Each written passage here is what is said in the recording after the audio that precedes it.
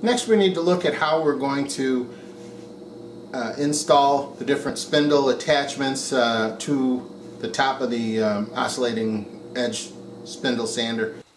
Let's move on up to the top of the table and remove the protective cardboard that was covering the spindle.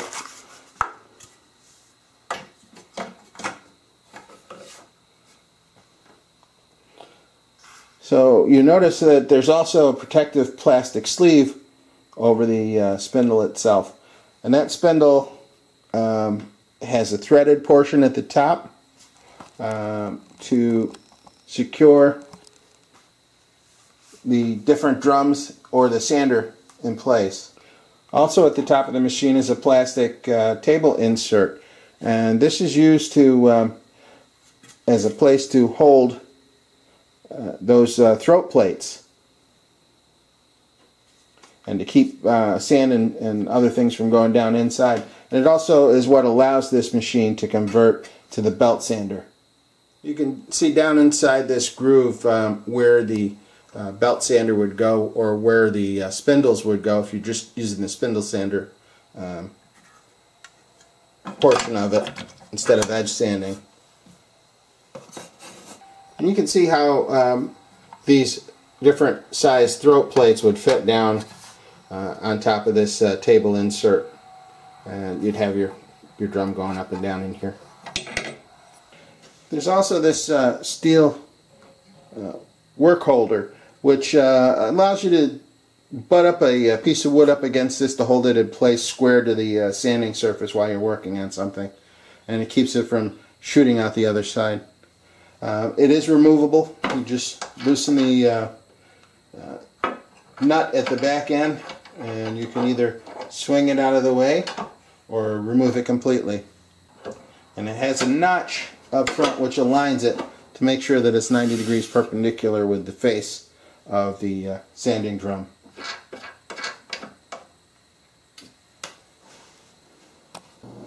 This sander is designed with portability in mind, so it wouldn't be a good thing if it were to scratch and damage any tables that you were to put it on. So they included these rubber feet to prevent that, and you just place, let's try that again. You just place them into the holes that are molded into the base of the machine in 4 places,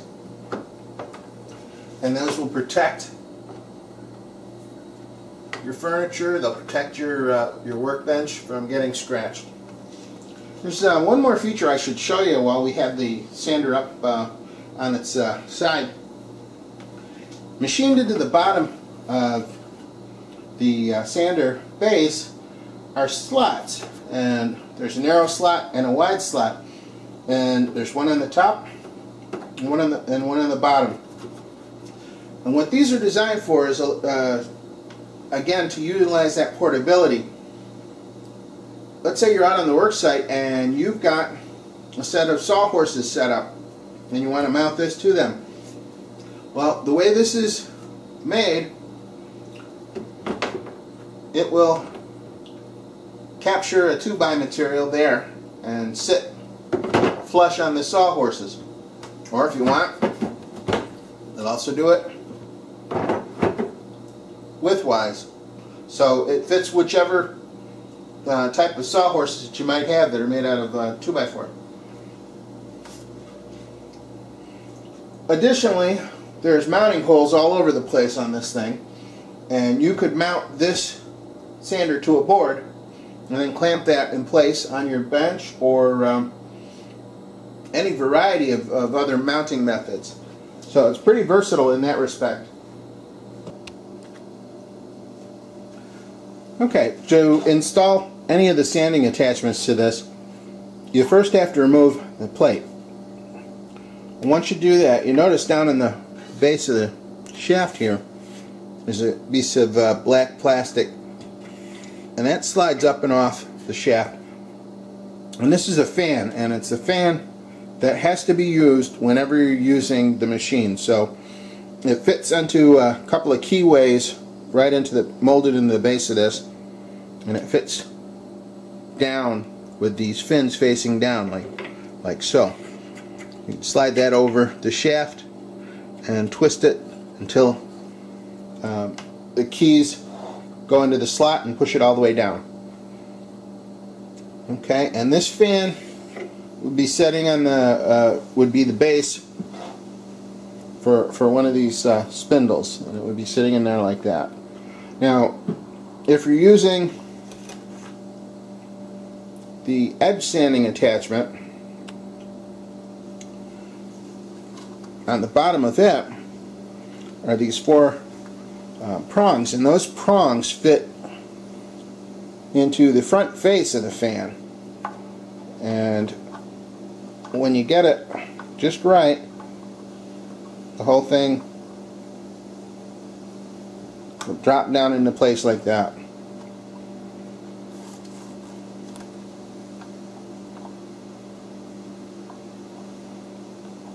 Okay, so when you install this into the machine, you got to make sure that the prongs go down into the fan. So you would take the belt sanding attachment with the fan in place, and you'd slide both of those down over the top of the spindle shaft. And on the back side of this is a fin that keys into a little slot over on the front here. And slide that down until it locks in place. And you might have to rotate this in order to get those keys to go over the shaft. And you can see it drop down just then when it did. Okay, and that's in place. And you would take the nut, and then you'd put that on there to hold that all in place. And it has a washer, and that nut has a washer already onto the face of it. So that's going to keep it from rubbing. Now, the thing you should know about this nut is instead of it being righty-tighty, it's lefty-tighty. So you got to turn it to the left in order to tighten it down. And that's to prevent it from rotating off while the spindle is turning. So as the spindle turns, it actually gets tighter in position. In order to take it off, you reverse what you normally do, and you would turn it clockwise to loosen it, counterclockwise to tighten it. Now, we won't go into all the details right now, but you notice I put this on and the belt tension was already set. You can release the tension on the belt by throwing the lever to the back, and that loosens the sleeve, and you can make adjustments up and down as to where it's going to sit on those wheels so that you get the best tracking. And this will help you adjust that. This is a tracking adjustment here. But we'll go into more detail on this later when we're actually running this. So we've installed the edge sander, and now we decide we want to do some other work, and we're going to change it out to the spindle sanding mode.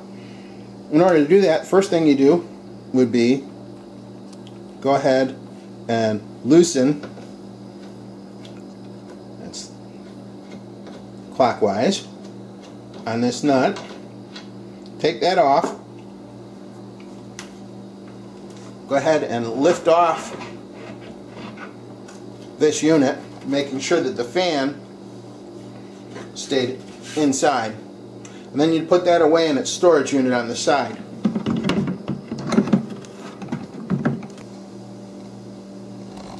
Okay, to install one of the spindles on there, we'd take off the fan and clean it off and get any sawdust out of that area and get it clean. Then we put it back on, because you got to use these for the base of the sanding drum. Rotate it until it lines up with the slots and slides down like that. The order that you do this is you slide this 1/2 inch washer over the shaft of the spindle. put in the plate, the throat plate for the size that you're going to use. And you slide on the sanding drum.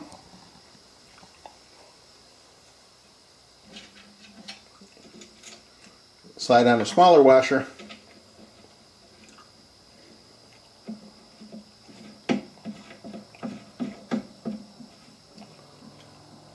Tighten the nut. You don't want to over tighten that. Just want it snug enough to compress the rubber sleeve so that the sandpaper, so that it expands to trap the sandpaper so that it won't spin.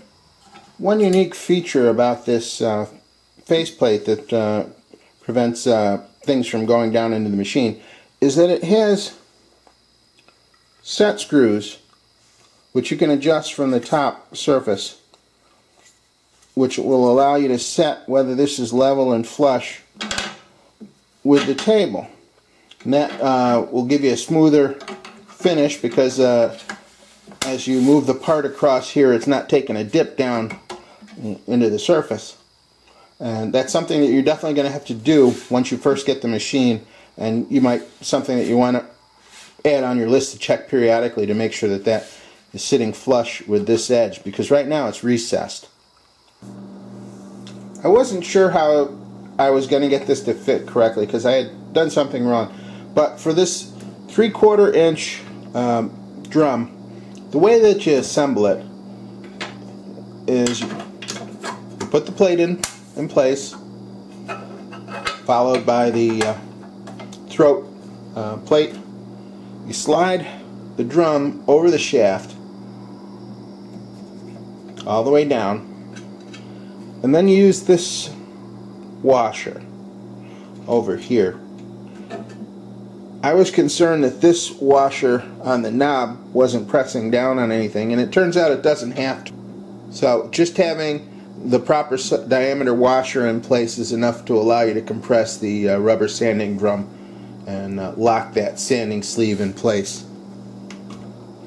So to remove it or change size, just loosen it clockwise, slide the sleeve with the washer off, put them back in their storage spot.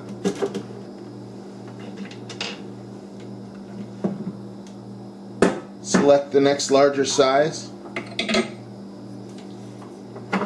find the appropriate throw plate for that, and just switch out to the larger size sandpaper.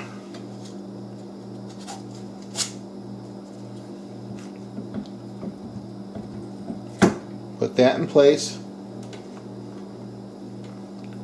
Grab the larger diameter washer, put that down.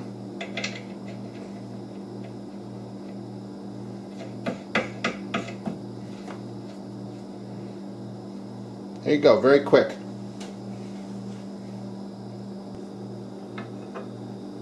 There is one additional thing to show you if you plan to use the 1/2 inch spindle sleeve. You don't need to use one of these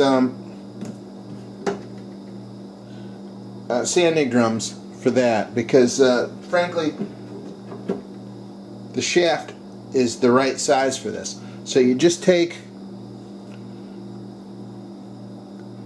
the 1/2 inch inner diameter washer and slide it over the shaft on the spindle, and put the sleeve directly over that on the top. And so then you put your plate back in,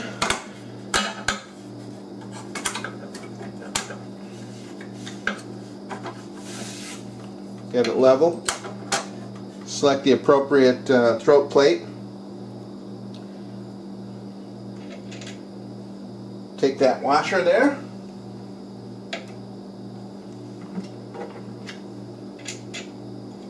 or this one.